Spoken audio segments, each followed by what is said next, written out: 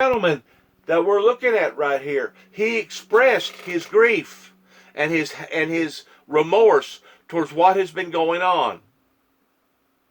And I commend anybody that gets on national TV that can express the truth about how they feel about what we have been drugged through for the past 4 years by an inadequate leader or somebody that did not have the same goals, that did not have the same vision as a great deal of us had, and also the same vision and goals as our ancestors had.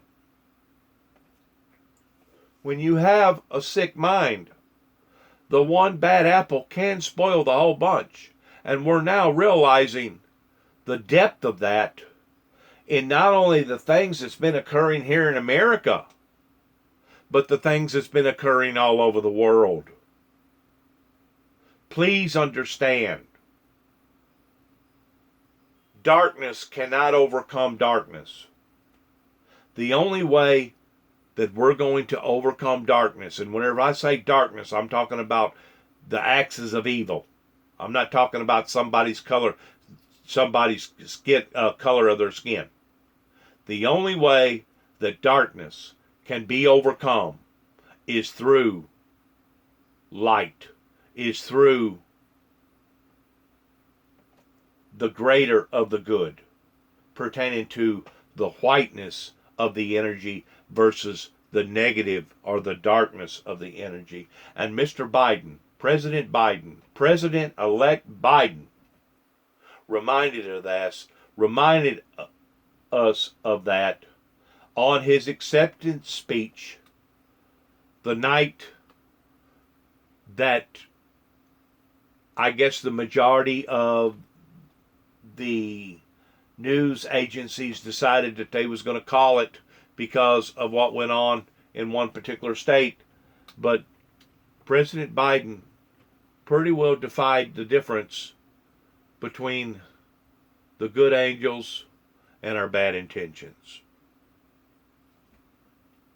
That on air, it is about not what you're doing, but it's how you're saying it. And that's been your criticism of Donald Trump as much as what he does. It's both.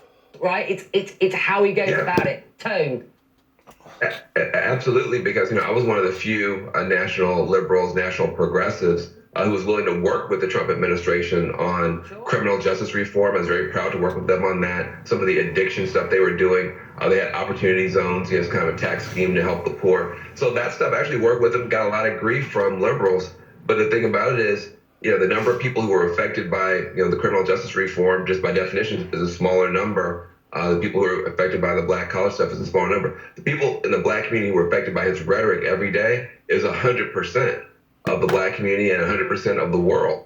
And so even though he was doing some things I think he did not get enough credit for, Donald Trump, on the policy side, it was always get wiped out, every hour by some outrageous, tweet or some statement or some, conduct that busted our norms. And so the African American community came out in massive numbers to say, no, we just, we want to be, it's like, if I gave you a beautiful dinner and then called you a name.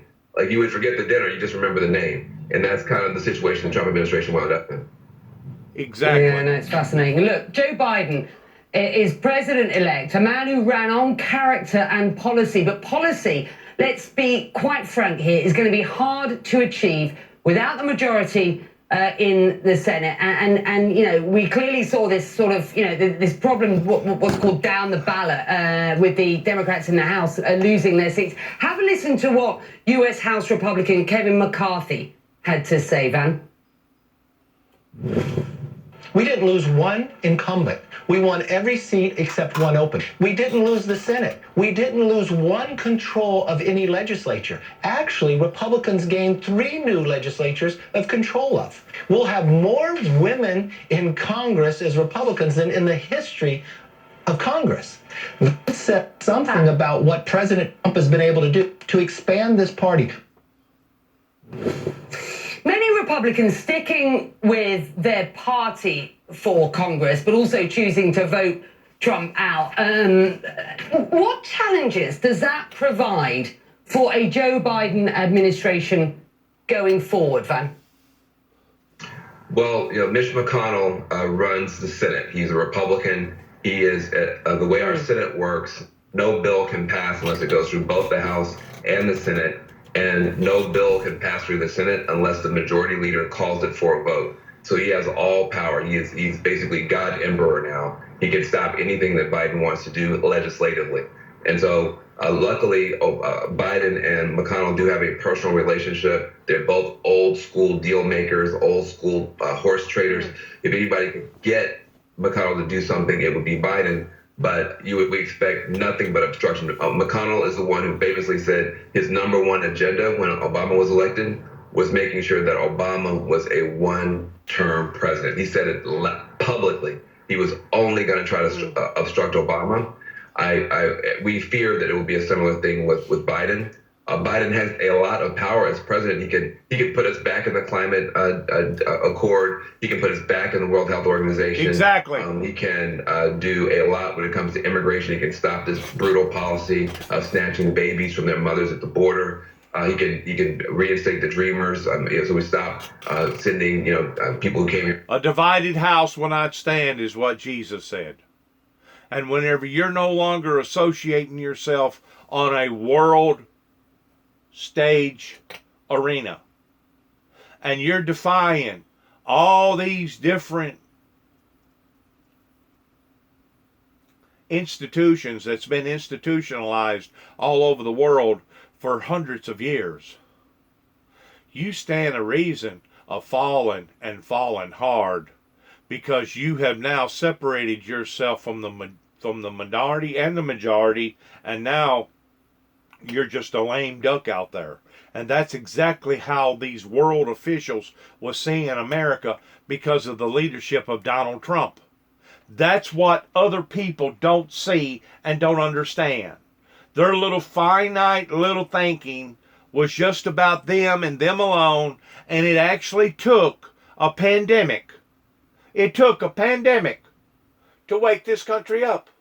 I hate to say it, but if there's any type of silver lining to this horrible, horrible disease that's befallen upon to America, it has finally awakened the sleeping giant. I want to leave my policies like they are right now, coming from the Windmill Ministries here at 291 Thompson Road, Sharon, Tennessee, zip code 38255. We want to leave our inspiration with those that possibly get a hold of some of our material to say, good luck. Good luck to each and every one of us, and may God bless America, and may God bless Mr. Elect Biden's administration in advancing towards the future for the betterment of not just the Americans, but for the betterment of the world. We want to say shalom and God bless. His babies back to the country that can't remember. There's a lot of stuff he can do, and he can change the tone. And he can make it clear. He can also make sure the Department of Justice is going after these white nationalist terrorist organizations that are growing like wildfire across the country. So there's a lot that he can do. There's a lot he will not be able to do, which is why the election in Georgia, the special election runoff in Georgia in January, where there are 2 seats, which almost never happens, 2 Senate seats in one state that will determine the control of the Senate. Everybody's going to be working on that. If Democrats can win those 2 seats the way we just won Georgia, then Biden can govern. If not, he's just going to have to try to manage. Yeah, fascinating. I know you've applauded the grassroots campaign, which got out there and supported the campaign for Joe Biden. It was a really odd time, wasn't it? Nothing like you would normally see with this pandemic and people not being able to get out. And, it has to be said, I've been listening to you all week. And I mean, it's got to be, you've supported those grassroots campaigns and been involved in a number of them. And I'm sure they will want attention. There are issues that the Democratic Party will need to get its head around. Also, an issue for Joe Biden. But look, with that, we're going to leave it there. It's good having you on. I'm glad you've had some time to sort of recover. But amazing. Yeah. And listen, amazing work last week. Thank you very much indeed on behalf of all your colleagues internationally. It was fantastic stuff. Thank you. Thank you. The world can't get enough of this. Good to have you. Can't get enough of this US election. It's glued to every move, I'm told. I'm not saying that because, I just want to say it out loud. I am told that by so many people, and so are we, of course. Up next, world leaders react to the Biden-Harris victory. We're going to have a look at what the next administration could mean for Middle East security. That after this.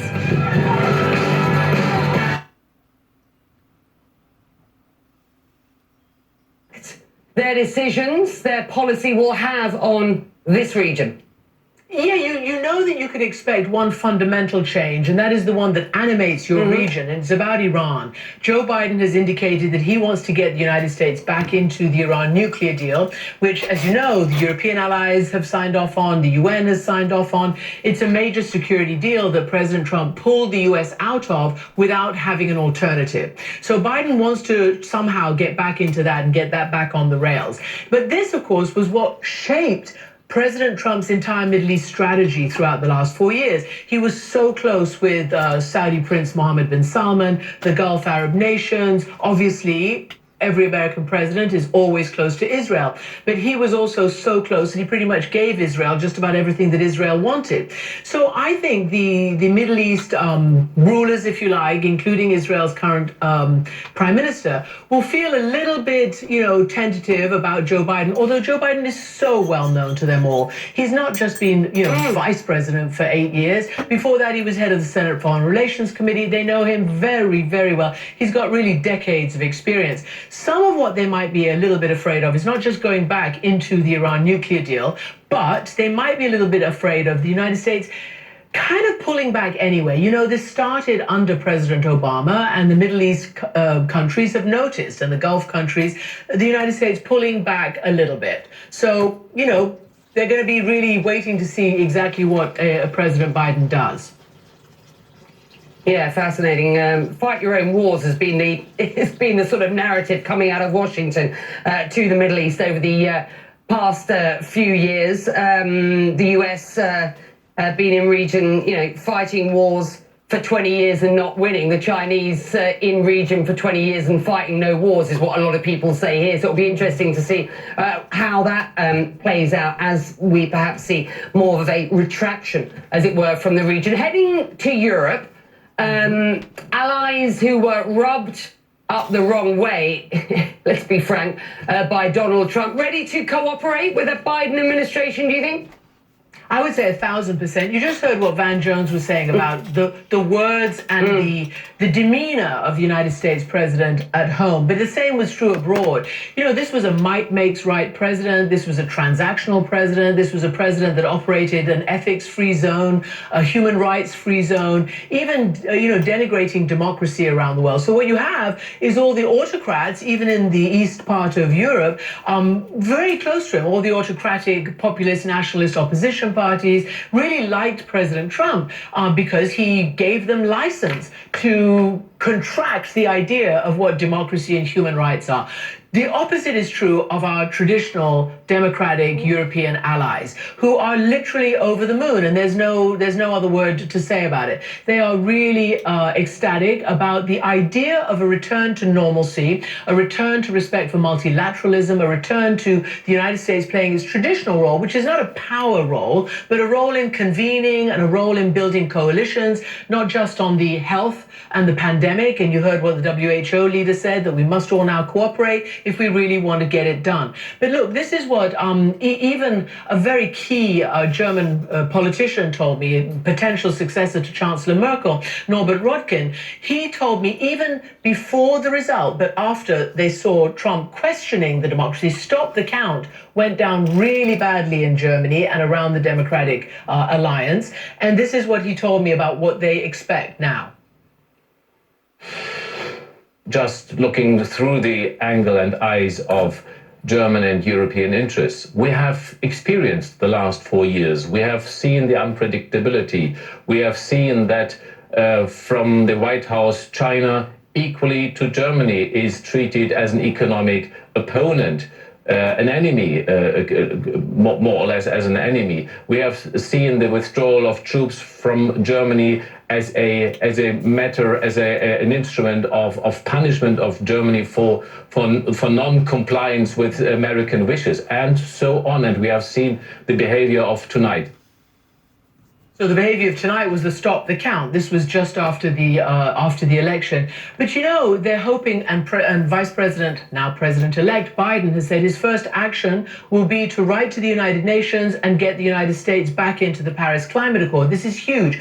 Here where I'm sitting, Becky, in Britain, this government of Boris Johnson has a lot of digging to do to get out of the mess that he has created between himself and, well, it was President Obama and Vice President Biden. They are pretty angry, and you've seen comments come out from that team. They believe that when he was mayor, Boris Johnson used racist tropes to describe Obama, and they know that he was very close in his populist nationalist way to Trump, and they know that Trump was all about denigrating Europe, and you know, Biden is very, very close to wanting to have a European alliance strong, and also not to allow Boris Johnson and co. to denigrate and damage the Northern Ireland Peace Accord. So that's going to be very tough for the British to pull themselves out of this, and it's pretty unlikely that the British will be the first to call Biden or to try to congratulate him first. The speculation, it'll be France, Germany, and the like. Yeah, it'll be interesting to see who those calls are made to. Norbert Röttgen, by the way, I thought was refreshingly honest. Yes. That was a good interview to get, and important that we get to hear this sort of non-diplomatic speak. We need to know what's going on around the world, and that was great. Christian, go on.